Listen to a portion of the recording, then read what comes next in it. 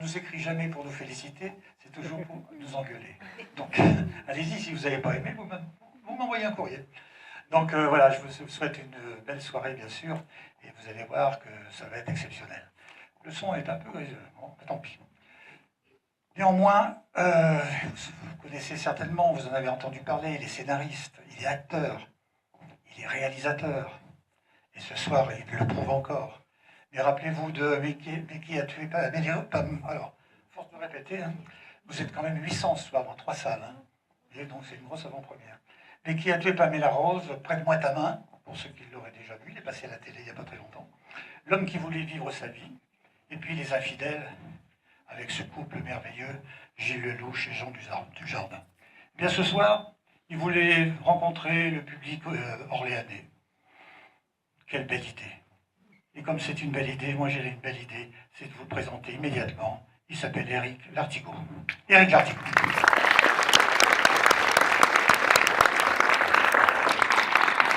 Bonsoir.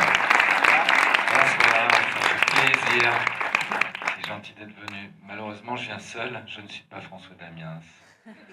Encore moins Karine Viard. Je suis désolé, les gars. Et malheureusement pas Louane, pour les ados qui sont dans la salle.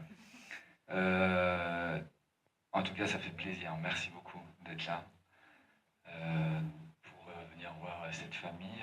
C'est rigolo de voir des vrais gens maintenant devant l'écran, alors que moi j'ai été seul pendant 2 ans, alors avec beaucoup de monde autour, hein, mais je ne vais pas jouer la pleureuse, mais c'est la barbe de Damiens qui m'a sauté dans le micro. Non, c'est bizarre, voilà, on est seul, on est très seul, et puis tout d'un coup, bim, il est avec vous. Et donc c'est assez curieux dans la tête, ce que ça fait de voir des vrais gens devant. C'est cool, ça fait plaisir. Autrement, la vie est belle.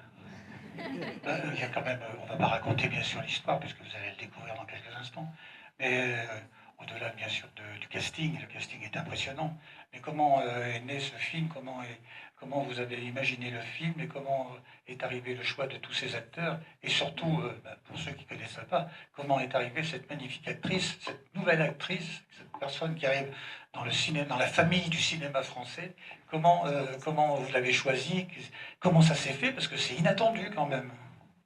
Ah oui, et elle le confirme d'ailleurs, c'était inattendu pour elle. Mais au départ, l'histoire en fait venait d'une scénariste qui s'appelle Victoria Bedos, qui est la fille d'eux, la sœur d'eux. Voilà. Et elle, en fait, elle s'était inspirée de l'assistante de son papa, qui était la seule entendante dans une famille de sourds. Donc, elle, au fur et à mesure où ça c'est des fesses, non, c'est des fesses. Il faut s'avancer. Oh putain, je suis désolé les ados. On va en pleine gueule. Bon, alors, et donc cette Victoria, voilà, s'est inspirée de cette assistante qui avait cette vie qu'on appelle, ce sont des codas, donc entendantes dans un monde de sourds, enfin dans une famille de sourds. Et parallèlement à ça, elle prenait des cours de chant, donc elle a mixé la musique et le monde des sourds.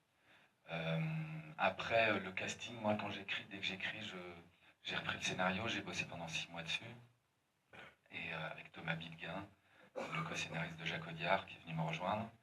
Et en fait, dès que j'écris, je vois tout de suite les acteurs, comme je vous vois les ados. Et c'est assez pratique quand on écrit. Quand j'avais fait Prête-moi ta main, j'avais tout de suite vu Alain Chabat et Charlotte Gainsbourg. Et pour L'homme qui, j'avais tout de suite vu Romain Duris aussi, qui m'était apparu. Pour Pamela Rose, c'était encore autre chose, et Un ticket pour l'espace, parce que les deux s'imposaient.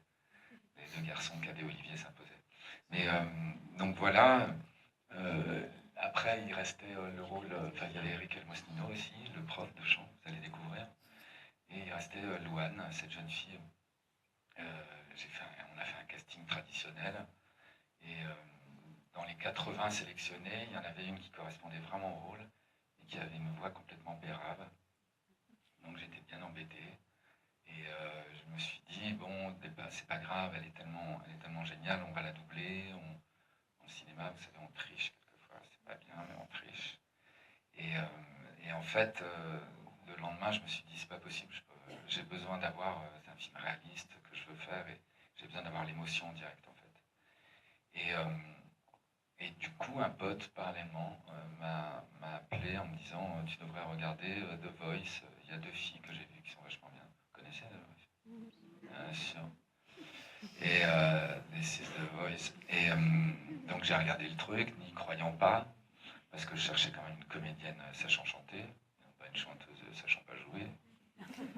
J'avais fait le truc dans l'ordre, et en fait on s'aperçoit que, ben voilà, ça s'est produit, en fait je l'ai fait dans le désordre, en fait dès que je l'ai vu apparaître à l'image, déjà dans The Voice c'était les auditions à l'aveugle, là, quand les sièges se retournent, j'ai eu tout de suite j'étais scotché, pareil, elle m'a impressionné, on s'est vu, on a bossé ensemble, elle était très mauvaise, mais je savais que c'était elle, elle connaissait pas son texte, la pauvre, elle était malade, puis elle avait la pression de The Voice encore, parce elle était encore dans l'émission, et quand elle s'est faite éliminer, en demi-finale quand même, le samedi soir, on avait prévu depuis longtemps de se retrouver le dimanche, donc le lendemain, c'est ça, hein, les jours de la semaine, samedi, dimanche. Ah non, je suis assez bavard. J'y étais, je suis. Et donc le dimanche midi, on a déjeuné ensemble, et je lui ai dit, voilà, c'est toi qui fais le rôle. Et elle venait de se faire virer la veille, donc elle a eu 8 heures un peu compliquées, parce que c'est pas cool de se faire virer de The Voice. Mais en même temps, elle est arrivée en demi-finale, et avec beaucoup de classe, beaucoup de talent. Et voilà, et le lendemain, on a passé un bon déjeuner du coup, et elle est rentrée dans l'histoire comme ça, ma petite Chloé. Est-ce que Ouais, c'est chouette.